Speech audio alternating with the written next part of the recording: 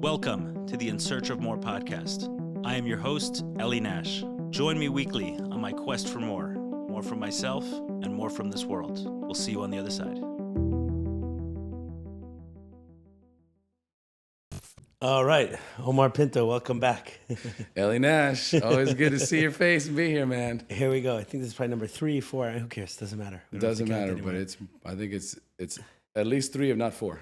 At a certain point, we just stopped counting. Yep. So we just did a Dhamma this weekend. We did. Pretty wild. You found another gear. I found another gear, man. Went from a 4-speed to a 6-speed. Oh, it was cool.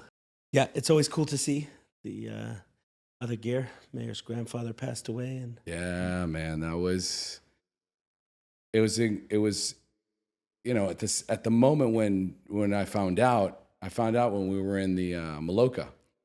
One of the staff came and told me, "Hey, listen, keep an eye on Mayor's. He just found out his grandfather passed away right in the middle of the ecstatic dance." yes. And so while we were out there dancing, and no one in there could ever tell what Mayor was going through in his mind, because he was on fire during the whole ecstatic dance. I knew because my wife called me and said his family wants him to call back. This is why. Can you tell him? And I was like, I'm just going to wait for the end of the ecstatic dance. So I knew about it, but I didn't tell him about it. And I didn't know he knew, but I guess at some point he saw it on his phone. Yes. Right. I was wondering, he got a message. So while we were in the middle of ecstatic dance. And I couldn't tell, meaning I couldn't tell that he knew, even though I knew about it. Yeah, okay. You can't tell. You cannot tell. When Mayor goes into his zone of greatness, there's really, God takes over. You watch God take over. And because I remember at some point, the whole group was flowing, everyone's dancing, you see the smiles, we're coming towards the end. I look over at Mayor, I see him, I look him in the eyes, I walk right over to him and I go, "I got you, brother. I love you, man. I'm right here." He looked me right in the eyes, right? He smiled, right? He had no idea that I knew. He had no idea that I knew. I thought he understood by the way that I was looking at him, right? But then afterwards he goes, we were outside and he's like, "Yeah, my grandfather passed away." I go, "I know." He goes, "Oh." It was this remembrance has been very touching for me, Ellie. I mean, I've been emotional the entire weekend. I have been as equally strong and confident and powerful as I have been delicate and emotional and open, and holding those two spaces. And the only way that I can describe it is God is allowing me access to my powers, and I am so grateful. Yeah, I felt like that was almost a theme of like the weekend. A lot of the men, I mean, you had one very, tall, I don't know, 6'5", 6'6", like that, and he kept connecting to like all of the strength that exists through vulnerability and through the honesty and through that approach. And what was so interesting is that every Sunday I drop an episode in the Search for More podcast, and there are different names that are suggested for it. But one of the names that was suggested, it was before the remembrance, it was suggested to me for the podcast I put out with Moshe Chaim Sroor, was the gentle man, strength through vulnerability.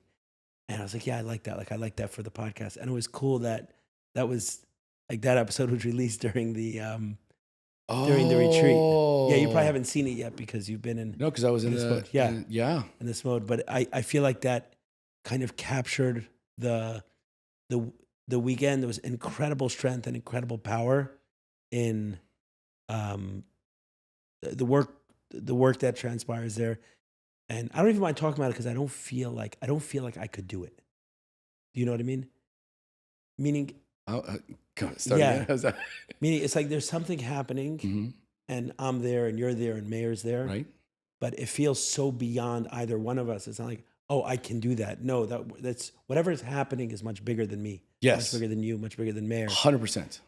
So I'm not ashamed to talk about it, and say like, yes, describe it in this way, that there was something about it that was incredibly powerful, incredibly strong, and also at the same time incredibly gentle.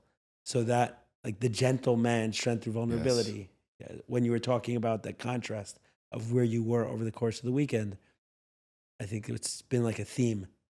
It was entirely. I heard many men in there and throughout the retreat say, "I feel humbled," and I don't know if I remember hearing that before, but there was tremendous humility the entire weekend. You know, it felt graceful and loving, and I know I was clear. I showed up with unconditional love and acceptance for all of these men, and for myself, more importantly. I've done so much work on myself that when you say I unconditionally love myself, there's a lot of work that goes into being able to say those words with absolute certainty. Like, I unconditionally love myself. I'm clear that there isn't any shame. There is not an ounce of shame preventing me from unconditionally loving myself. And that has been a journey of years of work. It's been over 20 years, but the real body of work has been over the last 5 years, and it's been chronological. There's numbers in the history that have led up to this particular Dhamma that are undeniable. It's 5 years solid of me doing the medicine work and doing coaching and doing and serving medicine and facilitating at a Dhamma. And each and every one of these, they push me and they challenge me and they push me and they challenge me, right? And I was forced to grow and I was forced to grow and I was forced to grow, and I had no choice but to surrender to unconditionally loving myself. And until you've experienced it, you don't even understand what that means to just be beaten down, right, by the medicine so much until you actually wake up to, I unconditionally love and accept myself. And the energy that comes through that, the life force energy that flows through you, is indescribable. That's what I feel today.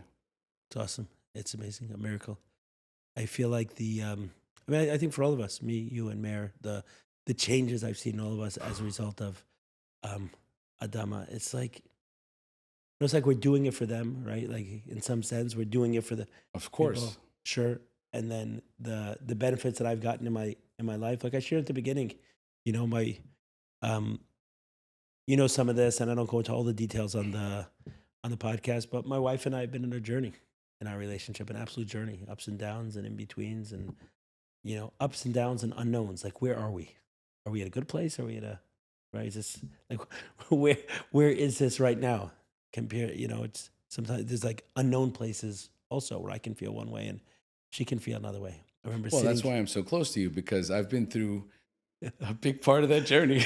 I remember sitting with you in the front of my house, me, you, and my wife, and it was like, a scale of 1 to 10. Where's our relationship?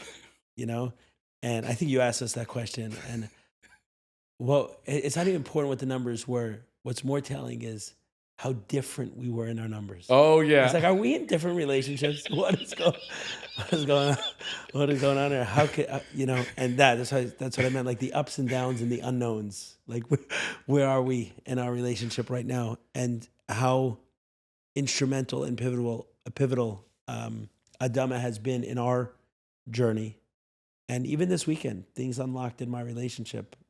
I shared some of that with you. Things unlocked in my relationship that weren't available to me previously.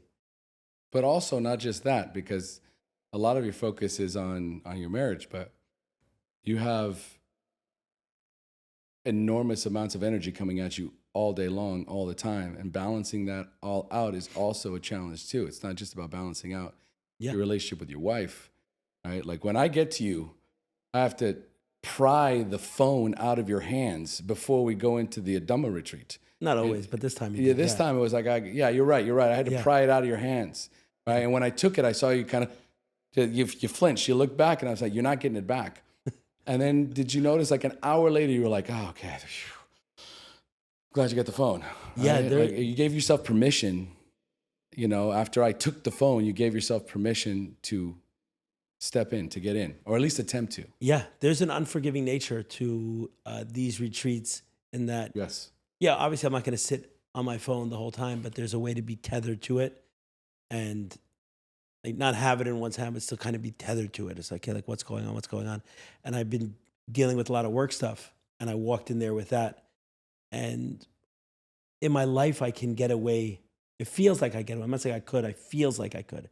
No one's calling me to account, but there's something in the retreat that's, people are bringing absolute presence and demand that same presence for me. And it's not for the hour or two of a podcast. It's for the duration of the 4 days. Hey, like I want you here. And when I check out, I know it. And it took me time on Thursday to land, and it took me another again on Friday, right, to get to that space of, okay, I'm here, I'm with you guys. However, in this particular Dhamma, I think you spent the least amount of time here, and not one man at the remembrance mentioned it at all. Not one person said, "Where's Ellie? Why isn't Ellie here?" Which has been a theme. Right. It's been a theme in the past. It wasn't about your presence. It was about the energy you were bringing in to the space. Like I think you said you were trying. You said in the opening circle, your intention was to be fully present and engaged. And that intention was felt, regardless of whether you were physically there or not. The same thing with Mayor. He wasn't there on Sunday. His presence was felt the entire time. His name was mentioned over and over and over again. And not in the sense that we missed him. He was felt. His presence was felt there, right? There is that sense of when you are energetically there, it's felt whether your presence is there or not. I've had clients of mine that call me after an ayahuasca ceremony and they tell me, "Omar, thank you. Thank you for being there for me on my journey and pushing me through and encouraging me and reminding me to breathe. Thank you for being there for me." Like I was sleeping. Okay. No, I say thank you Right. because it's not the first time. Okay. Yeah. Okay. It's multiple times that they say, "Omar, can I invite you into my ceremony?" Now they'll call me and they say, "I'm about to go in. Can I invite you into my ceremony?" I'm saying, "I'm already there, brother. I'm there with you right now." Right? It is once we recognize that we are all one, that frequency of togetherness is all I have to do is think about a person. I'm there with them and they're there with me. We don't comprehend the power of energy because we don't know how to control it. We don't know how to manage it, but when you get into a place where you understand it, it's life-changing. Yeah. And this weekend was life-changing. This was the most impactful Adama yet. I feel liberated. We say that all the time, I feel liberated, I feel free, and there's been times, but this work that I've done, and we're gonna dive into that, which is the conversation we're about to have, but I feel it's because of that I came up and I was able to show up cleansed, pure, free from the blockages that I had just because I wasn't living with integrity. I'm even getting, like my chest all of a sudden is like, oh, we're going to go there. Yeah, I felt like I saw the hair stand up a little bit. Right, yeah, no. I want to go back to the camera and see if the hairs are a little higher than they were before. Everything just went up, man. Right, because it always, the vulnerability is coming, right? And that's what being at this retreat has allowed me to do. Being a part of this has allowed me to do is come in with pure energy, but it's only because I made some sacrifices. I made some sacrifices. Should we jump straight in? Let's go. Let's go for it. Okay, so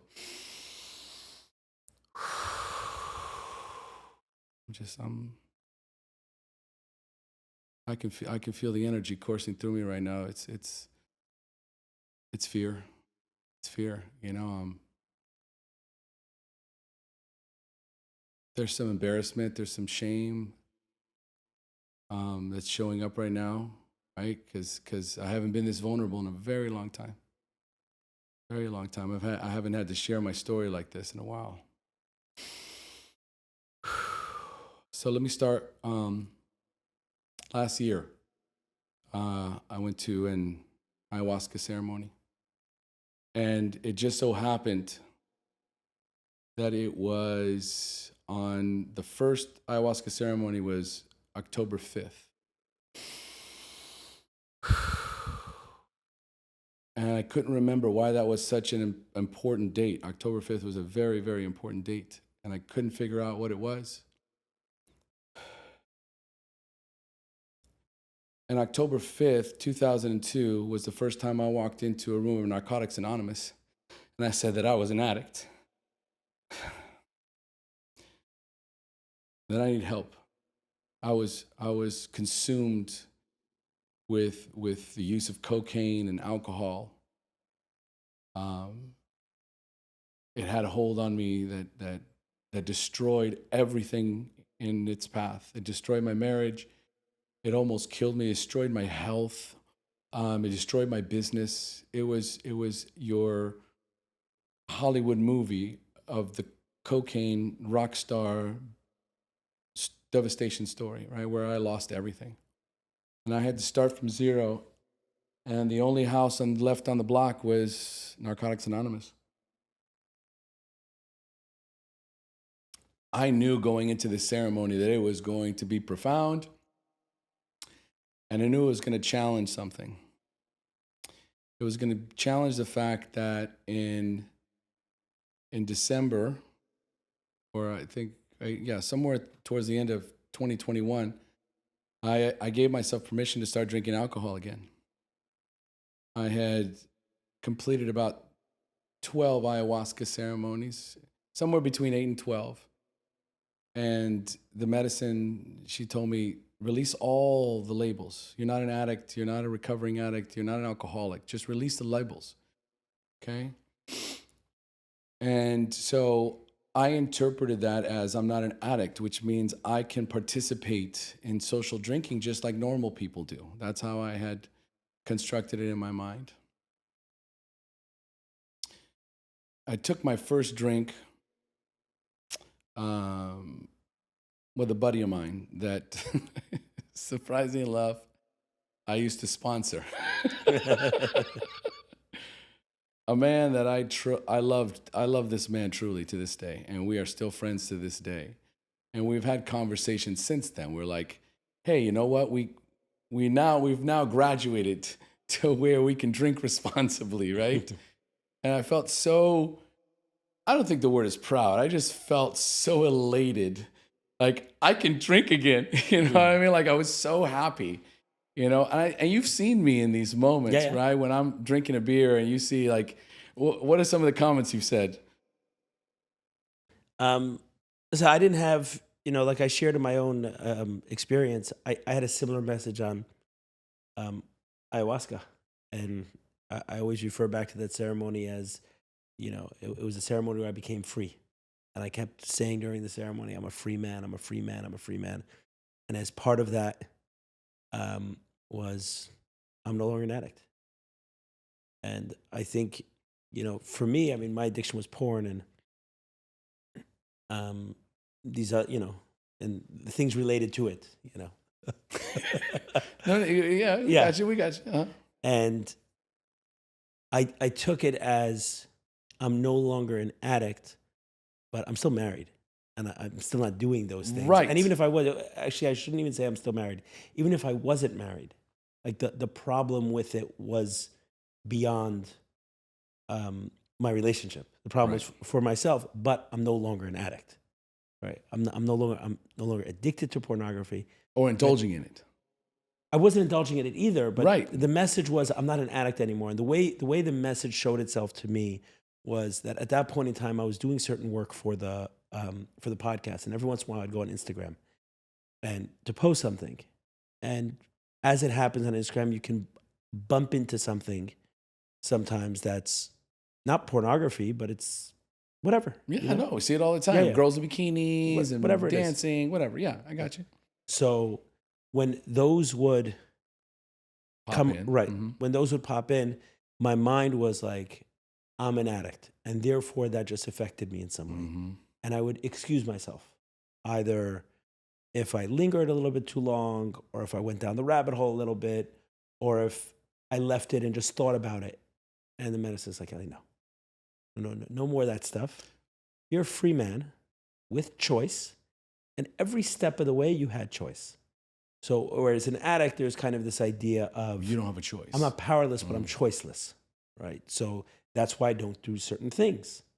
Because once I'm at that stage, I'm not going to walk into a bar, because at that point in time, I become choiceless. 100%. Right. So over here, it's like, Ellie, no, you don't get to take yourself off the hook. That was the you from years ago. But today, every step of the way, you're on the hook even more. So you come across a picture, you lingered, you went down the rabbit hole a little bit. No, don't addict me. There was choice fully. There was choice fully throughout. So like that, like it placed me more on the hook, and it was showing how that label of addict, which has once liberated me so much, was now imprisoning me. And just let it go. You're none of those things. But it didn't say, okay, now go ahead and Right. now go ahead and do it. But I didn't judge it either. When you said it, you know what I've said, and I've said it, I think, to you on the podcast. And Maishi Goldstein and I had this conversation where he said he's drank ayahuasca, but he doesn't go to meetings anymore. He doesn't he's not bad, but he still doesn't drink alcohol. And we spoke about you on that podcast. And I said, we'll find out. Meaning the story will tell itself. 100%. Yeah. And I'm telling it right now. This is one of the reasons why I wanted to do the podcast with you too, because when I heard that podcast and I heard you guys talking about me, it did not bode well. I did not feel good about hearing that. I felt like I'm setting a bad example. Like that's what I thought. And I tried to be in denial about it, like I have free choice now. But in that ayahuasca ceremony in October, that's the message I got. I did not say, go out and drink. I said, you're a free man. You're not an addict. Stop identifying as an addict. Okay. You don't need to go to meetings. Okay. But drinking is poison. Right. So interestingly enough, I won't go into details about the ceremony itself. I argued with her and we battled it out for hours in the ceremony. And at some point I'm just exhausted. And she turns to me and she says, I could do this all night, Omar. I can do this all night. You're going to surrender to this. Right? And I negotiated her down.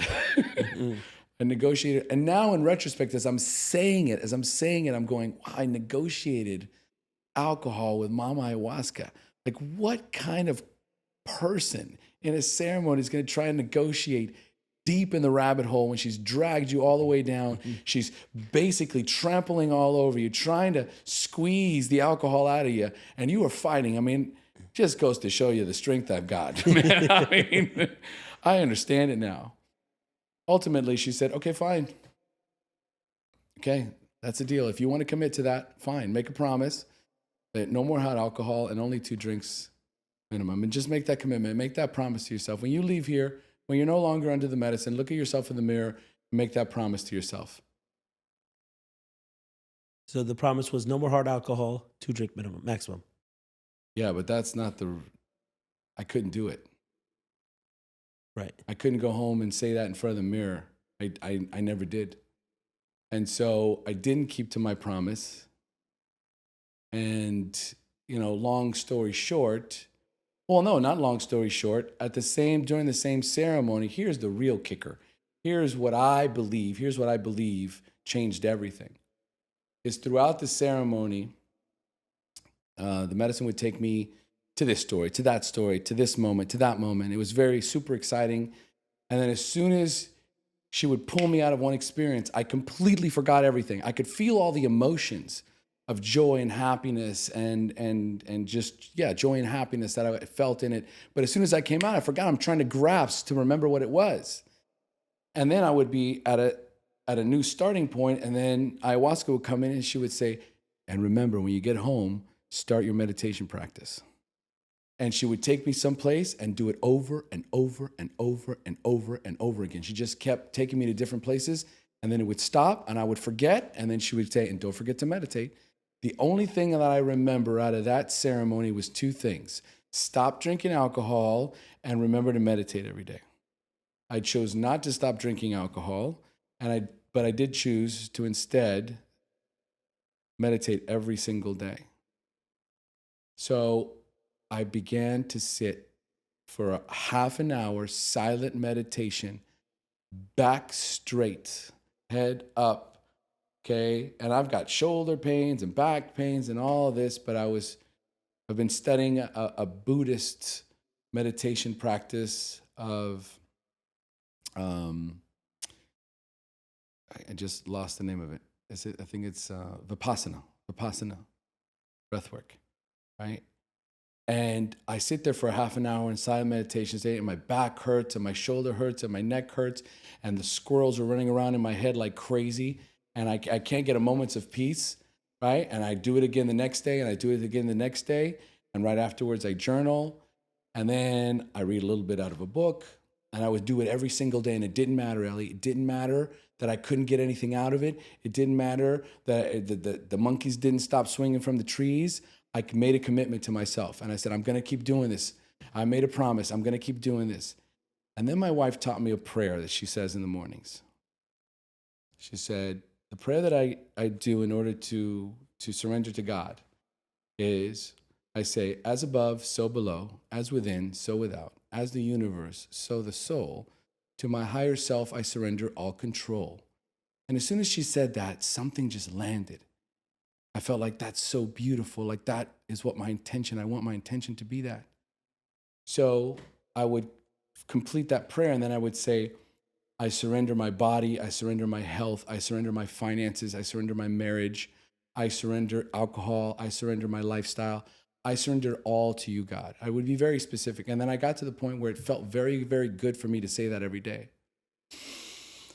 The meditation did not get easier. It was just the same. But all of a sudden, what I started to realize is my days were flowing, Ellie. I wasn't doing rape. I wasn't getting exhausted. I was flowing through my days. I wasn't reactive. I wasn't snappy. I was starting to understand what meditation's all about. Meditation is not about meditating. It's not about becoming better at meditating. It's about becoming a better human being. It's about learning how to navigate your emotions. So I'm meditating and things are just shifting, but softly, beautifully and softly. And for those of you that know the story, I quit using drugs and alcohol when my daughter was born. Right. And so on my daughter's birthday, February 26th of this year, I called her to wish her happy birthday. She's 22 years old. She lives with a boyfriend in California, right? So I assumed, hey, it's her birthday. She's 22, man. She's just barely a year after her 21st birthday. And I'm like, it's my birthday. Are you guys going out to dinner? Dinner? We're drinking, right? And I said, what are you going to do, honey? Oh, I don't know. We might stay in and cook something, or we might go out to eat. I'm like, oh, okay.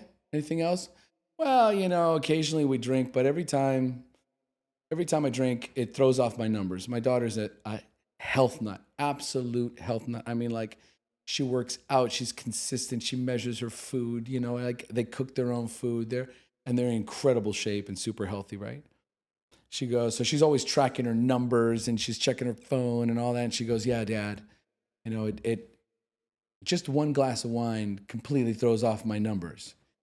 And then she said something with like just this comfort and ease. She goes, yeah, alcohol's poison, Dad.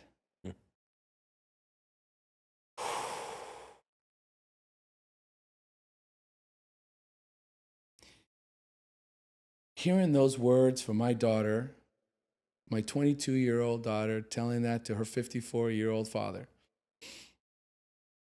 man, they landed.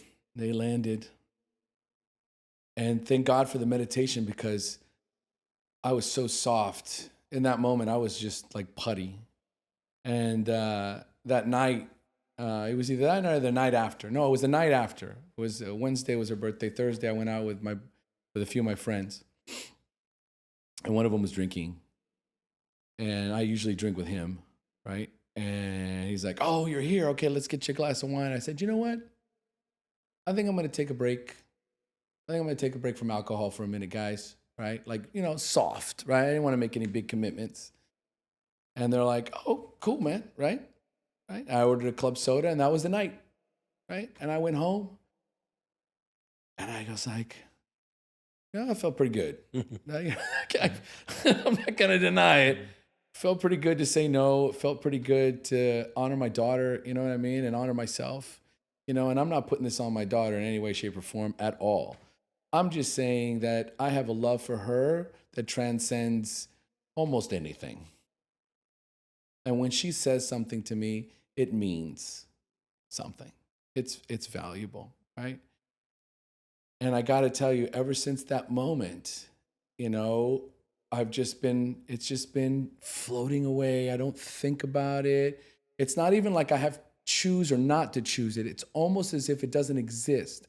My wife doesn't drink. She's not an alcoholic. Every once in a while, she'll have a glass of wine, never finishes it. Never finishes it. You know, and so, you know, I have my wife that doesn't drink. So when we go out, she doesn't drink and I'm not drinking. So we're not even speaking about it. It's like it doesn't exist. So on our anniversary, which was March 15th, okay, I mean, we're talking all this is recent. All this is recent. On March 15th, my wife and I went away for the weekend to Hako Beach to celebrate our 11-year anniversary. Congrats. Thank you. Thank you. And we went to this restaurant for lunch restaurant, ceviche. It was a sports bar, okay? Just to paint the picture for you. We're in a sports bar eating ceviche. The irony of all this. I'm sitting with my wife, okay? We're having an amazing time. I look at her and I say, you know what, honey? I think I'm ready to give up alcohol forever again. And Ellie, I can't tell you what happened in that moment. My heart exploded in that moment. I couldn't contain myself. I started bawling inside this restaurant. Okay, my wife's like staring at me, you know, like, whoa, right? And she's putting her hands on my shoulders, right? Like, are you okay? Are you okay? Yeah, I got you. And I couldn't stop crying. And I heard a voice inside of me say, thank you.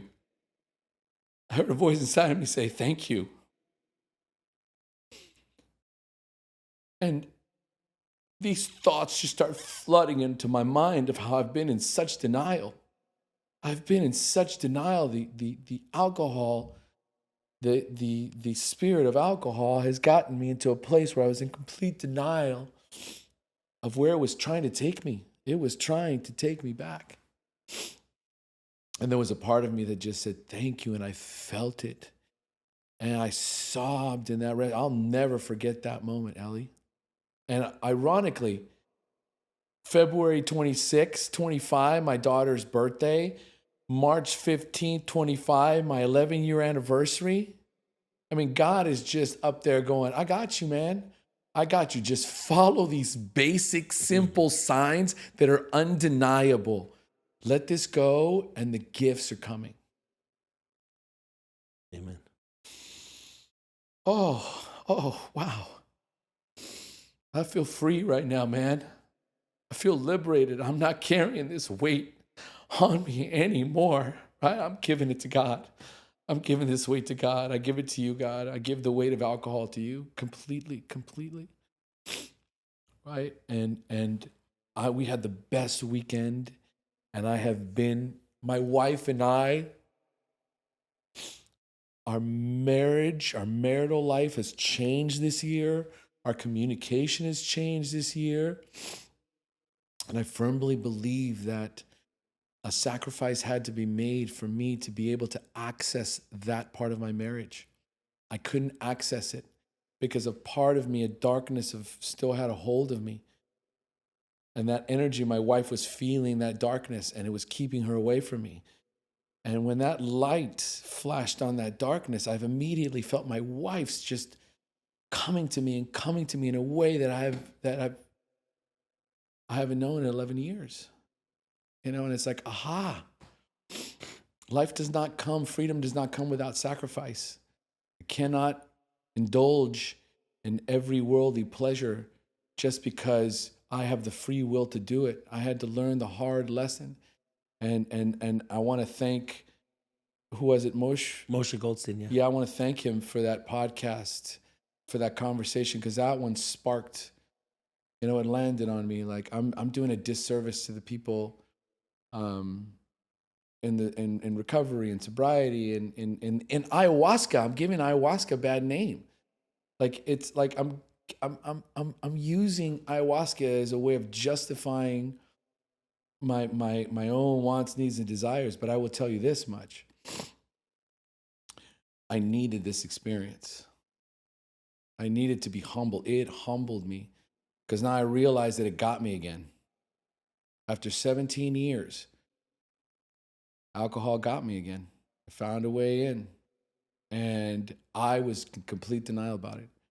And I don't know if you noticed, even when I would drink around you, I don't know if you noticed or said, anything odd about my drinking, or did it feel like it was normal? No, I didn't have a strong opinion one way or the other. I just felt like the truth would come out, you know. Yeah, that's you do like to enjoy life. Like I did notice that. Like it was, I don't know if it was the drinking, but it was like you're gonna sit down with that full plate of food and the bottle of wine. It's like okay, but like it's not me, right? In the sense that I felt like I couldn't. Like early recovery, I remember, I don't know where I was. I was in a restaurant. I was like, I didn't want to. I used to drink, not often, but I would drink sometimes, not a lot. And I noticed that I couldn't stay sober on alcohol. So I actually put myself a 2-drink maximum, right? I would say that, I take 3, I think I'm sober. But then something else happened where sometimes I'd go to eat and that feeling of just popping, that feeling? It's like somebody's pretty good, just exhausted from eating so much food. And I noticed I was not able to stay sober with that feeling. And I put, I don't know if you're familiar with the circles in some of the sex addiction programs, sex addiction recovery programs. So there's something called the 3 circles. And the outer circle is where they recommend living. Okay. The middle circle is your addiction. The inner circle is your addiction. Mm-hmm. And then there's this inner circle that says, okay, this is not your addiction, but this will lead to your addiction. Oh, wow. Yeah. So they could be other feelings or actions that lead to the addiction. And in this way, it was like, hey, this is a slippery slope of the addiction. So it's often hard to, it's often hard to think when someone is in the inner circle. Correct. And if we think in terms of like, oh, watched porn or not watched porn, it could be too late. But if I think of, hey, when I'm irritable, I'm probably 2 or 3 days away from watching porn. If I'm overworking, I'm probably 2 or 3 days away from watching porn. And I notice that like, oh, if I have that really full feeling, if I've overate, I'm probably 2 or 3 hours from watching porn. Wow. Yeah, it was just, it was so intoxicating. Right. I don't know a different way to describe it. So, and it's not, listen, I eat, right? I'm not, like, I'm 220 pounds, right? I do eat, but it's not from overeating. It's not from gluttony. It's not, right. That's not what this is. There are plenty of areas in my life that I can add a lot of discipline, but that was something sort of like you really, really enjoyed life. And I felt like, hey, I can't do that. So that was the only comment, but it wasn't so much about, it wasn't about the alcohol specifically.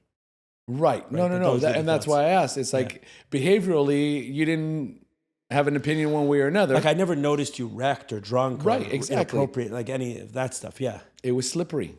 Yeah. It made me believe that I had this all under control. But I have a few friends of mine that do drink, okay? And when we would get together, it was a consistent, steady stream of drinking that night. And I gave myself permission to release all the limits and all the barriers. Okay. Right. And those nights and those days after, I paid dearly for those. The hangovers were enormous. And a few of those, I crossed a few lines. I said a few things to my very dear friends, right, that were uncalled for and rude. Okay, a side of me came out that was very, very ugly. The side of me that used to come out that was, honestly. Yeah. And he reared his ugly head a few times, and my wife saw it. And she said, "I saw something in you that now I understand." Why you stopped drinking? Yes, and if you do not, if you let this thing get out of control, you will lose me. You will lose me. And man, it took a lot. That demon, I battled with it. But right now, all I can feel is gratitude for going through it. Like, I'm grateful that I went through this, because I realize I am not 10 feet tall and bulletproof at all. And if I step off the gas for a moment, I'm going to get dragged all the way down. I have to be hyper vigilant. You know, and the reason why I say, you know, I'm giving up alcohol completely, and I'm not saying that I'm sober. I'm going to be living an alcohol-free lifestyle. That's how I like to see it, because, you know, the word sobriety kind of gets convoluted, and I'm still very much working with plant medicine and psychedelics, which is frowned upon in recovery. So again, I don't want to. I do not want, and I'm not here saying that I'm back in recovery or in any way state of. No, I understand exactly Right. what you're Okay. saying. Perfect. Just I want to be clear with the listener. Oh, Omar's back in recovery. No, I'm not. Right. I'm still not an alcoholic. I'm still not an addict, and I'm also not going to be indulging in alcohol for the rest of my life. Okay. I'm clear on that right now that it had me. You know, Shaman Omar, he would say that alcohol, right, is alcohol. Yep. And alcohol is, I don't know where from, but in some language, a flesh-eating spirit. Yes, it's exactly what it is. And you know what? I can't tell you how many times I thought about Shaman Omar and that story that you're saying right now. He explained about alcohol and how they're spirits and how they come in and they possess the body. And I remember those moments where I drank too much, and I would remember, I could hear Shaman Omar's voice, and I'm sitting there still in denial. Right? Like right now, all of these things as we're talking are flashing through my mind, Ellie. They're flashing through my mind right now going, there was one, there was another one, there was another one, there was another one. Yeah, he would say all the time, and he's like, listen, he's like, I don't know about these like these rituals where, like within Judaism, there's a lot of rituals with wine. He's like, listen, I don't know what it started with. I don't know what it was like originally back in the day. Like, I have no idea. And he has a tremendous amount of respect for Judaism and the practice and everything else. He's like, but like, this is poison. It's like, this is like, it's a flesh-eating spirit, and you're making a ceremony around it. Like, I don't know what's up. So he was sure that, like if we went back in the day to what they were using for wine, it was constructed in a different way than it must have been. I have no idea. And I really appreciated that on this Adama, we decided, hey, you know what? This is a sober event. Let's keep it completely sober. Let's not bring any alcohol into the evening, during Kiddush. Yeah, right. Just to be clear what that is. Just doing Kiddush. Wine, but we'd make Kiddush on wine in this time. We said, Yeah, okay, but let's just use grape juice. Yeah, and it's I again, there's no greater form of accountability than this right here. You know what I mean? And I'm so grateful that I have you and Mary in my life, and then even my friends, because when I told my close friends that I was going to take a break from alcohol, they said, that's a good idea. I'll be honest, I was a little worried about you. Oh, really? Yeah, man, it was such a blessing. My beautiful friend Mark, he loves me so much. And I said, wow, man, why didn't you say something before? When did you start worrying about me? The moment I saw you pick up your first drink, and I was like, wow, he's been carrying this since 2021. Wow. Okay, yeah, but there is a process we have to go through. It is, but I'll tell you this, that the minute he said that to me, I said, you're my brother. And if you feel the need to call me out on anything, then I give you full permission, just like you, Ellie, you can call me out on anything, man. Yeah, you have full permission, and I need that.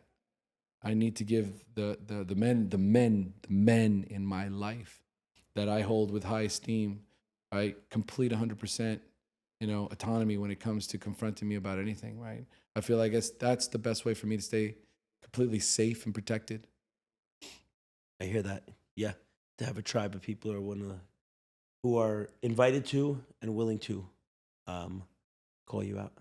It's a good medicine. Yeah, it's beautiful medicine. And I'll tell you what, the rewards of this are undeniable, because this weekend I realized that God unlocked a wellspring of energy that I didn't have access to before. You know what I noticed different about you this weekend? I didn't notice it until the podcast, because there has been, you've had much more energy. But at first I was just like, okay, you're not crashing at the end of the day, which the Dhamma days are long and they're hard and they're intense and brutal. Yeah, so 16 hours, like it could feel like you sometimes go and people are expecting our absolute best. And sometimes at the end of the day can be tiring. So that was what I first thought, was like, oh, that's different. You're not crashing. We're not crashing. Obviously I had it different. myself. I actually pulled back a little bit, like you said, this retreat, and so like I'm going to be here these hours, and there are certain things that maybe I'm not. Like that cold plunge can happen without me. This other thing can happen with me, and I think some of that energy was was being present, but was also for me not feeling guilty about it, Right. and just saying like. Prior to that, it was like, oh, these guys are coming out for a retreat, and like I'm not there. I should be there. So if I came late, I felt bad about it. I mean, I'm like, I just got to give myself some grace. I have 4 kids. I got businesses. I got other stuff that I work on. Like, if I'm gonna do these retreats, I'm gonna give it. I don't make money on these retreats. 100% of the money that goes in goes towards the House of More, the podcast stuff, the other stuff for my side, right? Obviously, Mayor has right. Mayor supports himself through this, through this work, and I say. This is who I am, and this is where I am, and it's got to accept it. I can't try to show up at a retreat in the same way as others who don't have 4 young children, who don't have these businesses, whose life is devoted. Like your life and Mayor's life is 100% devoted to this service work. Correct. That's like I can't hold myself to that. I can't hold myself to that standard. No. It's not. It's being disingenuous. Yeah. It's acting without integrity. Yeah. And I said, from my side, I'm not going to feel guilty about it. Right. So on Sunday when we worked out, the retreat started at whatever it was, 7:30, and I was there at 11. And that's where I am. And then from 11 to 8, I'm 100% with the guys. And then there's that first part of the day that I can give to my kids or whatever else it is that it's on my agenda. So part of it was not before I was showing up maybe 9 o'clock. The frequency of fear. Because you were feeling guilty. Yeah, feeling guilty. You showed up with a feeling of integrity, which is the frequency of love. Yeah, that's right. And it was felt. Yeah. That's why not one charge. Right. That was cool. Yeah. But what I did notice, that's where I was getting to, what I did notice different, and I only noticed it again while we were talking through the podcast, is you do it in a light way, but you have like a funny irritability, like the old Jewish guy complaining about the food being too hot or something like that. And that's been completely gone. Completely gone this weekend. Like it wasn't. And it's part of your sense of humor. Repeat that again. That's been completely gone this weekend. the thing.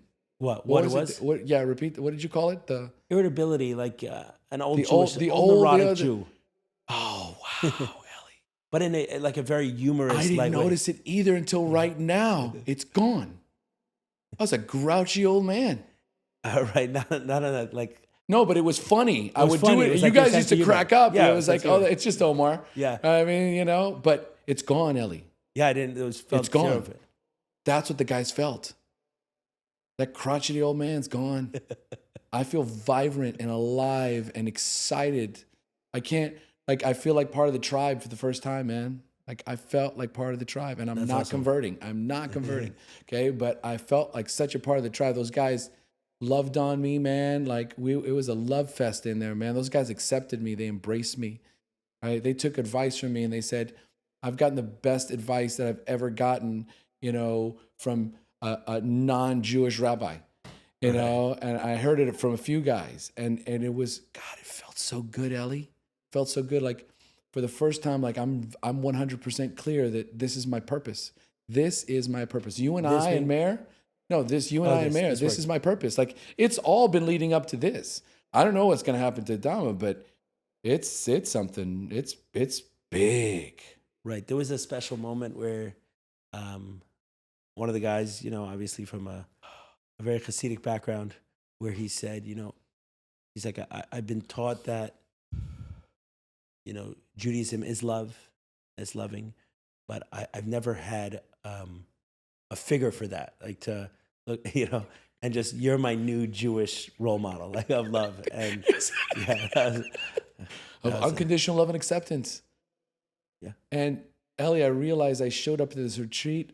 I have battled with my relationship with my mother for 54 years, and this year, because of the meditation, because of the meditation, I've completely shifted. I unconditionally love my mother. I don't have one resentment. I don't have a resentment towards religion. I don't have a resentment towards my mother. And it must mean I don't have a resentment towards myself. So let's talk about that, the religious trauma, because you and I, a number of years ago, did a podcast called Forgive Me for My Guilt. We did a live webinar. Remember that? And I think that was, for me, it was super important. Tell you why, because until you and I spoke about your religious stuff. So in my mind, no one was religious.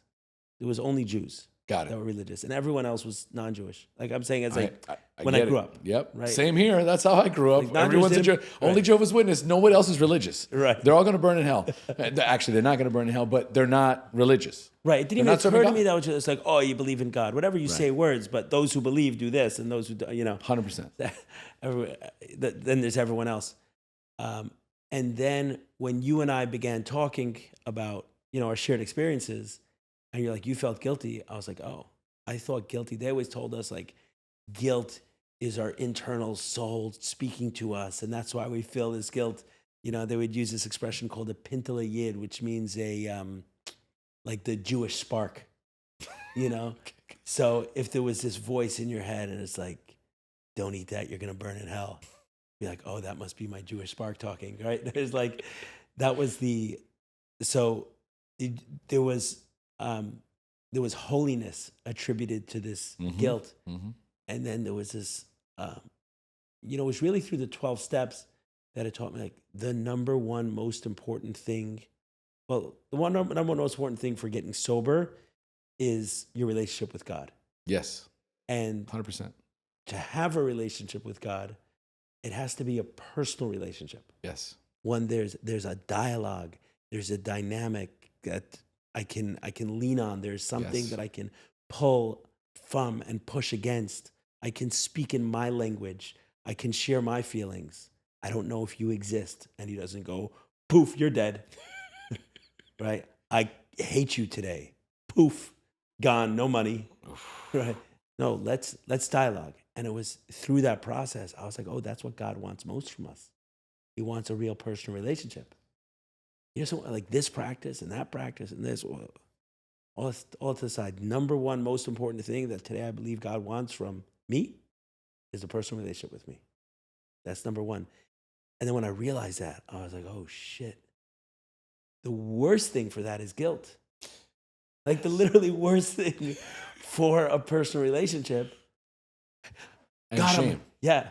Or the same, yeah. But for me, it was like the constant feeling of guilty. I'm feeling guilty towards, oh, God, I'm coming to pray. Yes. Why are you praying? I really feel guilty. I didn't do it yesterday. No. Oh, it's like, Wow. oh, wow, like, thank you. Like, well, what a thing to bring into our relationship. And then Well, that's the emotion. Every time you think about 100%. God, it's just guilt. Guilt. And one of the things that shifted for me, which is why we had that podcast, was when you started sharing about your guilt. And I was like, oh, is that like his Pinto Jehovah's Witness? Is that like your Jehovah's Witness spark that's speaking? Right? Because when you're telling me, it's like, oh, you had all of this guilt and your mom put all of this guilt on you. So I was like, oh, so it's not like the Jewish spark. This is like a toxic shit that It's toxic. that a lot of people have. Yes. That's why I thought it'd be so awesome to do a conversation, because this was probably 2021. We had this conversation, 2020, 2021, I had this conversation. And I'm like, God, I am so sorry for bringing guilt into the relationship with you. Please forgive me for my guilt. Don't forgive me for missing prayer yesterday. Forgive me for bringing guilt to every single time I ever prayed. Forgive me for that. Forgive me for thinking this is what you wanted from me. Oh. Guilt. And then we had that podcast called Guilt.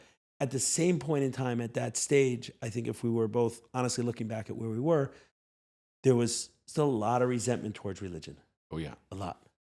So I thought, as we're talking about this, a few Adamas ago, we had that where the whole, a lot of religious guilt was processed. So I'd love for you to talk about your experience there, Absolutely. Yeah. Absolutely. It's so important because, and the great segue from the crotchety old man, right? Because whenever it got too hot in the kitchen, religious wise, that crotchety old man would come out and just start taking digs. It would just start, I would just start being sarcastic. I would take shots, or make fun of, or be derogatory. Yeah. And because the men were going through many of their men were going through the same process that I was still going through the same process many of those men were going to. And every time one of them would go through this incredibly intense, negative experience, yelling and screaming, in reference to God and to Judaism and to religion and all that kind of stuff, I would just start just bandwagoning with them. Like I would be their biggest cheerleader. Yeah, F you, this, F, I wanted, and I could feel the anger just consuming me. And now looking back, I realized, oh my goodness, right? Like I was a ticking time bomb in there, because I was constantly being triggered in the retreats. And thank God you caught it, because it must have just come to a head where it was like, I'm tired of hearing Omar bad-mouthing religion.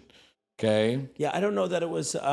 You caught something. Yeah, no, it wasn't that. What I was Maybe- picking up was the energy of it. Right. Meaning there's a world of a difference between a suggestion and a direction, let's say. Yeah. Right? Yeah. It's like, hey, you may find this helpful. Right. Right? Let me share a perspective with you that helped me. I'm not saying, and it's like, you better. Right? Let me tell you what it is, like that. And there was I was feeling that Yes. energy where, if you were to talk about alcohol, hey, listen, it worked for me to stop it. Some people do, some people don't, right? Some people really are allergic to this thing. So you may want to see for yourself. And some of these things you're saying may sound like me and you are more similar than you think, right? There could be talk like that that's very soft and very open. And Correct. if it takes time for the guy to see it, even if you're 100% sure that he's a dyed-in-the-wood alcoholic, you'll say, hey, if it takes you another year, I'm cool. But then there's something else where it's like, oh, no. You got to let that go. Right. That's killing you. No. This Right. is, and so it was more of that whenever it got to religion, there was Burn it to the ground. there was a force. Like, Yeah. I want you to take Yes. what I have.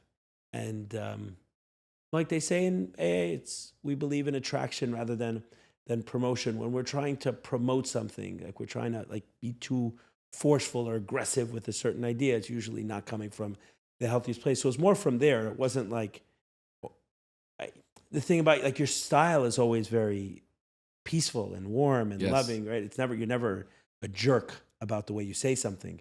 So it wasn't like, Omar, one more comment about that. It was just energetically, I felt like, okay, you really want that guy to take that idea. Right. And the last idea, We're soft about it. Right? it's like, here's a suggestion, take it if it helps Right. you, kind of thing. And that's what I was like, okay, what's up? Well, the beautiful thing was that you did do that, and it's, just to go back to the funny part of the story is that, facilitators, we do our best to stay out of the middle of the circle because it takes time and we have a lot of guys, just in general, right? So you were like, Omar, I think it's time, right? And Mayor's like, hey, what are you doing? Like, why are you calling him in the circle? And you were like, he needs to do this. Yeah, I felt like you had to, and I'll tell Yes. you. So I'll tell you where I was coming from that perspective. Is number one is, from the get-go with Adama, I was like, okay, we're all on our journey. We're all like, and if me and you are talking or Mayor or everything else, we're so far from perfect. And the last thing I want to be is thrown into this, oh, you're leading a retreat and everything. And I know how dangerous that is. Like I've given speeches sometimes, and after the speech, I was like, what do you think I should do with my 14-year-old son? And because I just said my story, all of a sudden I feel like I have to know the answer to this guy's question.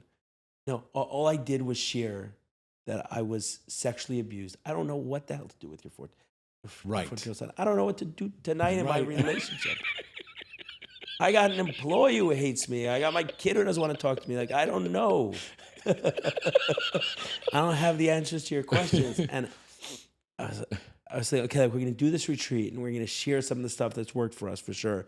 But I really don't want to have to step into the space of where these retreat facilitators that have all the answers to your life. So that was kind of beautiful. One. And from the Yes. beginning was guys, easy on us. Yep. We don't have all your answers. We're here. Obviously, there's certain things working in my life and working in all of our lives that we want to share with you. No question.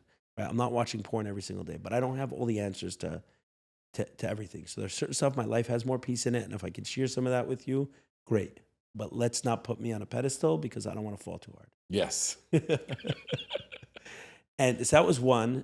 And then there was also in that where I felt like there were certain things you were coming at with strong stuff then I thought it's also important for the people who are attending the retreat to see that and to notice, okay, we're here and our facilitators and we're sharing certain things, but if we can have like in the moment watch how you need to be discerning with us as well.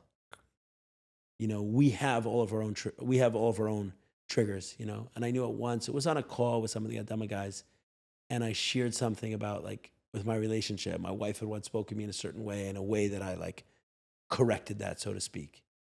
And he's like, Ellie, how do you know that was good? How do you know what her experience of what was? I thought about it and I said, you know, I did share that with a little too much intensity. If I have to be honest, I did share that. I was a little bit too energized when I shared that. Maybe there's, not maybe, there is something unresolved on my side with that. Guilty as charged. And I felt like, I felt like that was so important for the guys to see. Is like, even though we're the facilitators, and there are many good things that you'll possibly take from us, but to see it in real life is that we have all of our own stuff. And just because you're here, don't shut down your discernment. Okay, where did that come from and where did that come from? You know, we're not perfect. So even when we share something, so I thought it's like, hey, it's an awesome moment. Meaning if it was just about working it out with you, right? They say, okay, we can have that conversation one-on-one. I actually thought it was important for the guys to see because there were certain messages that I felt were shared pretty forcefully. Who knows where we'd be if you hadn't done that. So speak about that process, because that process completely altered my perspective on religious trauma, on like what it is, what we're actually dealing with. Right, which is ultimately at the core, which was what we're going to get to. Yeah. But, you know, I was basically seething with rage and anger towards religion. And, you know, so we got up and we did the process, right? And I can't remember, was it you that was representing religion? At some point you were representing my mom, I think. Yeah, I think so. I know that, but I can't remember, was somebody else representing religion? I don't think I was representing religion. No, I think at some point I got pulled in. Not because to represent your mom, just because... No, it was. I don't think, right. I wasn't because I'm a good representative of your mom. It just, I don't think it would have been fear to anyone to take the 54 years of rage. Oh, yeah. Oh, that's why I'm like, dude, it's got to be you, Ellie. No one else is going to take, because I'm going to unleash. Yes. Right? And so when we were talking about it, I think it was you and Mayor, right? But there wasn't anyone in front of me. You guys were taking me through the process and you start asking me questions. Right? Just like you take anyone through a process, okay?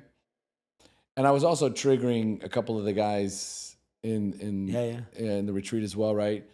So there was a circle and you start asking me questions about, you know, what is it? Why does it bring up so much anger and bitterness and resentment? Why is there so much rage? You know, and ultimately it's what it boiled down to was that my mother had chose religion over me. Yeah. My mother abandoned me. Yeah.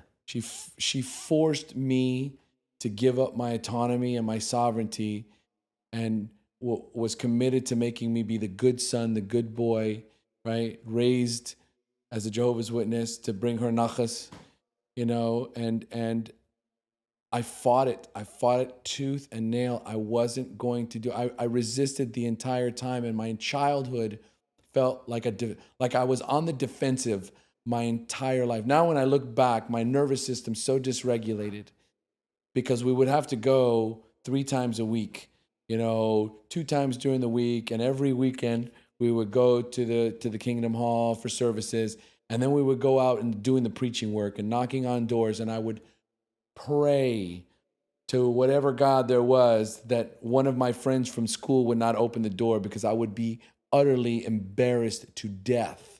I literally just lived dysregulated for the first 18 years of my life, right. Hating every moment of it. There was no consideration for my feelings, no considerations for my wants, no considerations for anything that was important to me. My emotions didn't matter. The only thing that mattered was that I follow the rules, that I go to, just read more. Maybe you should study with the elders. I know you're struggling, but God is the solution. The Bible has all the answers. And I'm like, you're giving me medicine that I don't want. And so, of course, this just carries on. And no matter what I do, it's not enough. So 54 years, all boiled up, right? And what it all boils down to, my mom. Yeah. My mom. Yeah. I mean, in some way, it's almost, you can use the word like jealousy, right? So if someone's mother consistently chose this other person over them, then you'd have a certain resentment and jealousy towards that person. 100%. How come I always get picked last? Yes. It's always about them first. And in this case, it's always about religion first. And one of the things, so what it changed for me about that was like when you verbalized it, I was like, yeah, like that was like all this stuff that I thought bothered me about religion and everything else was just, that was all summed up in one thing, that it was communicated to me that was more important than me. And that's it. That was more, and that's the trauma. Yeah. That was the wound for both of us. That was the wound. And as soon as I recognized that, I was like, this is asinine. I'm mad at something that makes no sense. My mom made a choice, and that hurt me. And I have been unable to recognize it until that moment, that it's all about the fact that she chose religion over me. That's it. I was hurt. I was wounded. 100%. And I turned into a dragon. I don't know if you've seen Moana. Mm-hmm. Okay, the heart of Tafiti. Yeah. Right? I saw the movie and go, Tafiti, that's me. They stole my heart. Right? And ayahuasca put it back. Yeah. Ayahuasca put my heart back. She healed me. And from there I've been able to thrive. But ultimately that was it. It was, and Ellie, in that moment, and I remember I felt like I'd released it. And even the guy that I had triggered like crazy, I said, it's gone. I feel like it's gone. And I bawled, I was screaming. Yes. It's like just cursing and seething and everything I could possibly throw at my mom in that moment, I threw at you. And when I was done, I felt just liberated, man. I felt free. Yeah. And then the guy came out to me and I said, I think it's gone. I think it's gone. Yeah. Yeah. Just what I remember is like, do I matter at all to you? Right. Like that. Do I matter at all to you? And where that gets projected towards, all that pain, is on religion. What was great this weekend, because I know there are certain people who can hear this and say, but maybe it is. Maybe it is. Maybe God wants it, and that is more important than us. So I thought it was a great moment this weekend when it's not always that we have someone at a Dhamma who's, I don't know, 55, 60, right? Right. Normally we have guys, I don't know how old this gentleman was, but he was clearly senior to most of the guys. 55. In the group, 55. He was clearly senior to most of the guys in the group, which normally I'd say the ages are between 25 and 45. And there's something... But his energy is grandpa energy. Yeah, very much. That's the difference. Yeah. He has very distinct grandfather energy. It's powerful. Right, that's true. And it's, and you can see an accomplished individual. Yes. Right, has his stuff together. And when some of the guys started talking about their religious trauma, he's like, I just want to let you know that I did that to my kids. He's like, all this stuff you're talking about, I did it to my kids. And it's not until the last few years that I realized that had nothing to do with God. That had to do with me, the way I looked, my fears, my status, my insecurities. What is this going to say about me that they don't present? And he's like, and as I've worked on those, suddenly I'm not bringing all that stuff home about what God wants and this stuff to my kids. I'm able to bring it in a much, in a much different way, in a much softer way. And I think, you've watched my journey, and I've come much closer to Judaism. Oh, it's night and day, Ellie. Yeah. I've watched you go through the process, and it's been beautiful. It's been beautiful to watch. As a matter of fact, it was really cool was, Frady always makes jokes with me. She always asks me, she goes, you don't like kids, but you love mine, right? Right? And this weekend I got a chance to hold, thank you, I got a chance to hold your baby. And Freddie got a chance to see a different side of me. And now I'm thinking, wait a minute, hold on. I think something might have like really, really changed. Like beyond what I can think of. Like I know when I held my daughter for the first time, that's what helped me get clean and sober the first time was when I held my daughter for the first time. I was holding your daughter and I just could not get enough. I could feel this just absolute pureness, this energy. And she's just like kind of looking up like this, so innocent and so pure and just absolutely perfect, man. And I just couldn't get enough of it. Right? And Freddie's like, whoa, what is going on over here? I go, Freddie, who doesn't love babies? Right? You're not a big fan of children. I go, I love babies. And then all of a sudden I noticed something when I was watching you teaching the kids how to ride bikes. I was connecting to it instead of like what I'm normally doing is like, Ellie, we got to go. Right. Ellie, we got to go. And instead it was like, I'm helping you teach the kids and we're having a good time. And you got really lucky in this one because it was like, in this one, I've been working on this for 3-4 months with my daughter and it was that day that she learned to ride. So it was exciting, right? The other day is like, try, fail, try, fail, try. But it's not even the point. The point is like watching you as a father is like, why didn't I have that childhood, man? Oh, thanks, man. I appreciate that. No, I didn't have that childhood, man.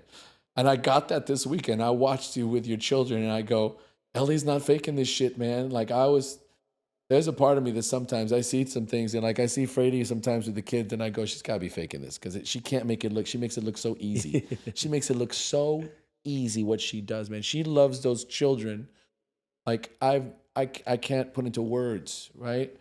But to watch you, something stoked in me, and I go, man, I can understand why men are so angry sometimes, and why it's so impossible for them to connect with their children, because subconsciously they're jealous. You know, they're if you're not cautious when you see someone like you being so loving and gentle with your children, right? And I've noticed that with my mother too, because the way I treat my daughter is like she's the president of Costa Rica. Okay. Like I talk about her and I treat her like no one else. And sometimes my mother gets jealous of how patient and loving and kind I am with my daughter. And none of that goes towards my mom. So you can, in that moment, because you didn't have a good childhood, that evil, energy of jealousy and envy can rear its head. And instead of feeling what I felt, which was like, wow, this is what it looks like to have a healthy father-child relationship. Like these kids are not going to know one day without the love of their parents. Like, who are these children going to grow up to be because of the unconditional love that they receive on a daily basis, man? And I was able to tap into that this weekend for the first time, Ellie. Beautiful.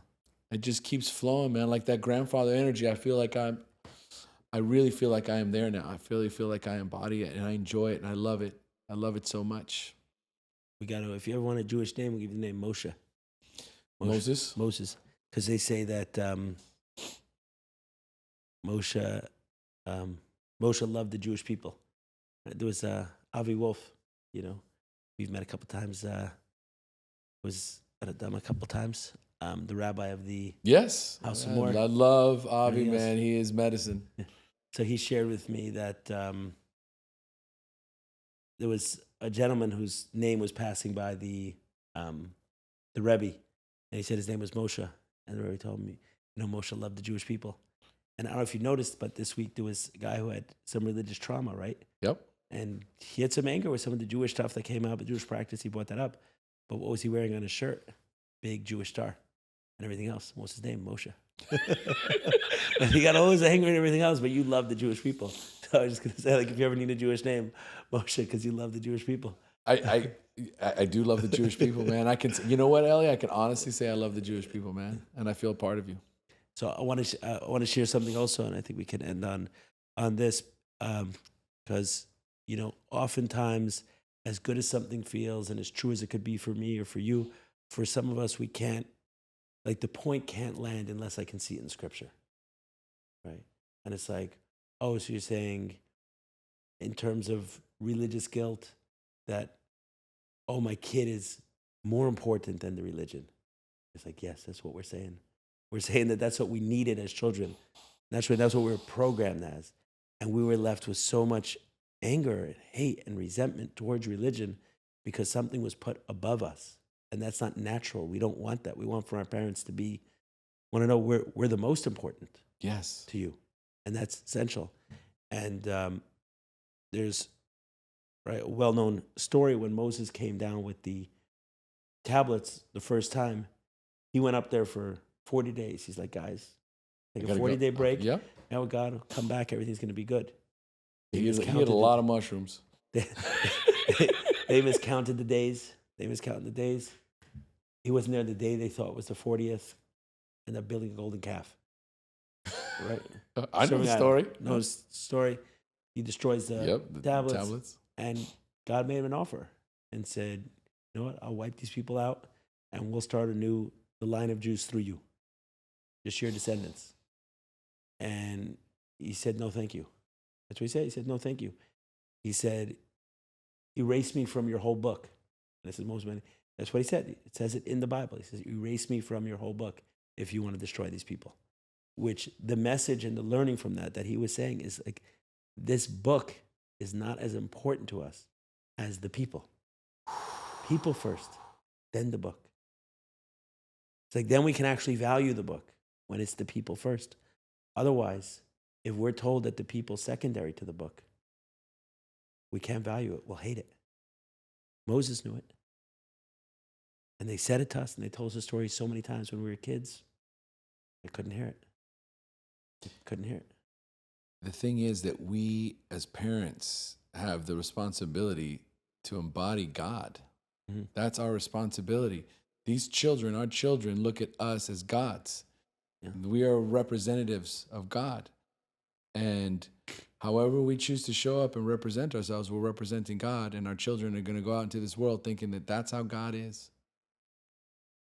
And we have a responsibility to shine and reflect and be God's light in our children's life so that they come to grow up believing in this loving, caring, unconditionally loving and accepting God. Yeah, 100%. And I hope we can continue to embody it, share it with others. And thank you so much. I mean, the reason we did this podcast, it's late at night. I just did a podcast with Levi Schmutkin. You came in town for a Dhamma. I'm sure you spent a ton of hours working here. You wanted to share that message. Hey, yes. We spoke about the podcast. We spoke on this podcast about your journey, bringing alcohol back into your life. And it's only fair that you share in the same venue that you're now an alcohol-free. I am now officially living an alcohol-free lifestyle for life. Okay. I'll miss the grouchy old man, but not that much. I tell you what, man, I for sure won't miss him, man. I love this version of me much better. Welcome home. I hope.